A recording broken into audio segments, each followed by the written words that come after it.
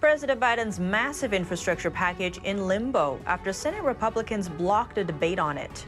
But many remain optimistic as a vote is expected to take place Monday.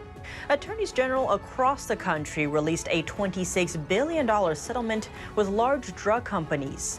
The funds would be used to reduce addiction to and overdoses from opioids. And commercial space tourism. Many are wondering, when will it be affordable enough for the average Joe? Tune in to Deep Dive as we explore these topics and more. Hello and welcome. This is Deep Dive and I'm Tiffany Meier. Let's kick off on Capitol Hill. President Biden's infrastructure package still in a state of limbo. Senate Republicans voted on Wednesday to block debate on the bill. They say they voted against it partly due to its not being done. But that doesn't mean the end of the line for the bill.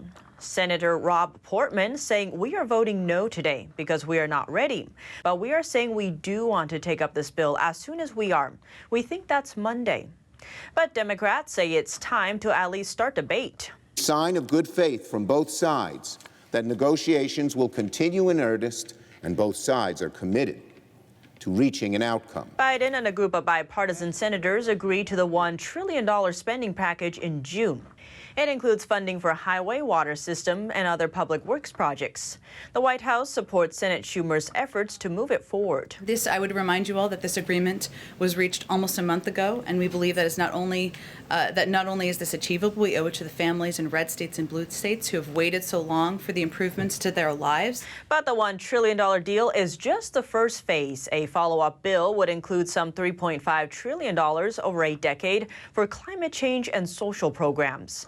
Biden said Tuesday he thinks it can spur an economic boom for some time to come. I think we're on a cusp of not only getting us out of the hole, but setting us on a path that's going to generate significant continued economic growth. Republican Senator Jerry Moran says he predicts that all 50 Republicans will vote no, not because they are uninterested, but because it's being done in the wrong way. The White House says Biden will continue to work with lawmakers until both packages are on his desk and he can sign them into law. Another area Republicans are wary about is how it's going to be paid for.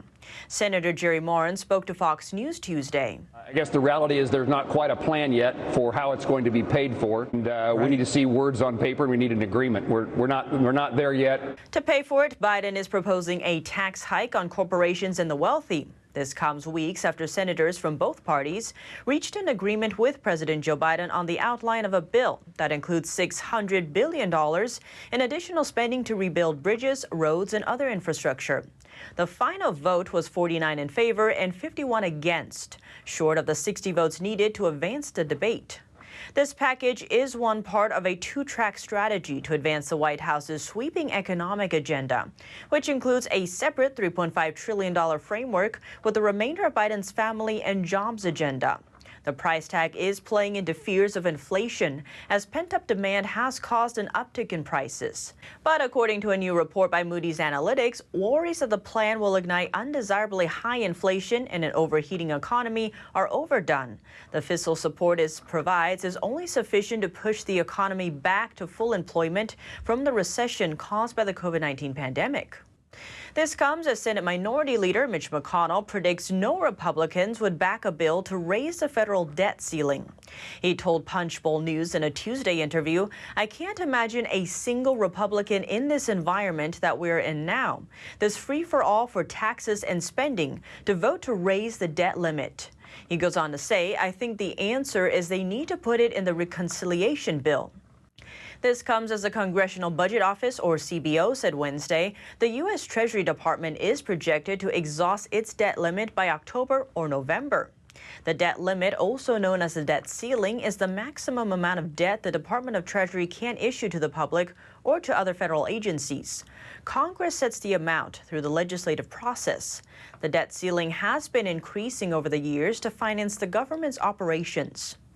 The Budget Office estimates that if the debt limit remains unchanged, the ability to borrow using those measures would be exhausted, and the Treasury would probably run out of cash sometime by November. The report states the timing and size of revenue collections and outlays over the coming months could differ noticeably from CBO's projections. Therefore, the extraordinary measures could be exhausted, and the Treasury could run out of cash, either earlier or later than CBO projects. As of June 30th, an additional $6.5 trillion had been borrowed, bringing total federal debt to $28.5 trillion. The new debt limit is set to be decided by August 2021. Some are raising concerns, noting since taking office, Biden has signed a $1.9 trillion COVID relief package. And Democrats are gearing up to push another $3.5 to $6 trillion package for infrastructure, climate change action, and other Democrat-backed initiatives through to Biden's desk, with or without Republican support. Senator Joni Ernst said in a press release, despite being almost $30 trillion in debt, President Biden and congressional Democrats are continuing to propose trillions in additional spending of taxpayer dollars. Treasury Secretary Janet Yellen, meanwhile, said during a June congressional hearing the debt ceiling should be raised. Yellen said at the time, failing to increase the debt limit would have absolutely catastrophic economic consequences. It would be orderly unprecedented in American history for the United States government to default on its legal obligations. She went on to say, I believe it would precipitate a financial crisis. It would threaten the jobs and savings of Americans. Now, as to fears of inflation, Biden is hoping to quash those fears. Biden said Wednesday there is near-term inflation, but insisted it would not be a problem in the long run. He argues that trillions of dollars more in proposed infrastructure and social safety net spending would drive down inflation.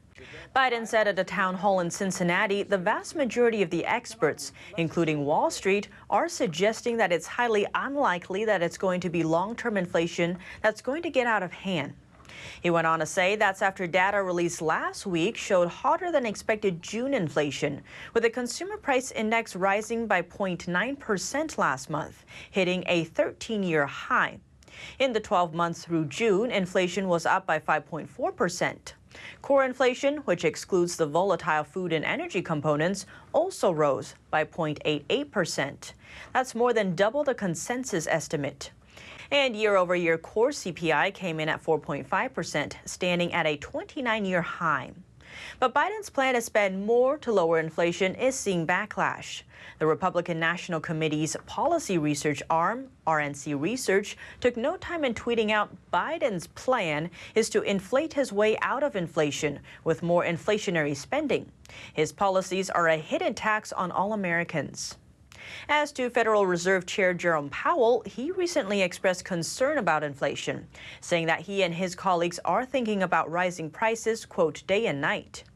But the Fed has made it clear that it has no immediate plans to raise interest rates from near zero levels and downsize its pandemic asset purchase program. While the infrastructure deal continues being debated, let's turn to a different kind of deal. Attorneys general across the country released a $26 billion settlement with large drug companies. The funds would be used to reduce addiction to and overdoses from opioids.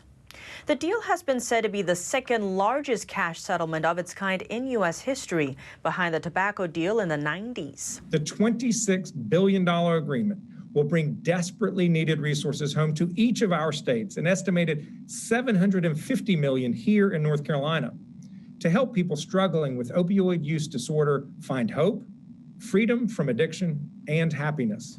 The attorneys general laid out key details on Wednesday, a day after lawyers for local governments across the country said they were on the verge of settling.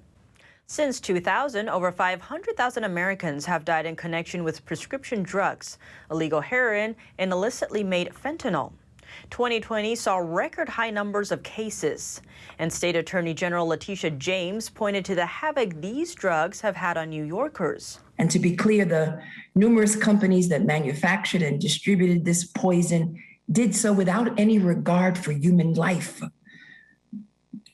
and for the national crisis that they caused. There are 4 big drug distributors involved. The 4 are McKesson, Cardinal Health, AmerisourceBergen, and Johnson & Johnson. The plan would require drug distributors, McKesson, Cardinal Health, and AmerisourceBergen to pay $21 billion over 18 years. These companies face accusations of lax oversight that bolstered the black market supply of painkillers.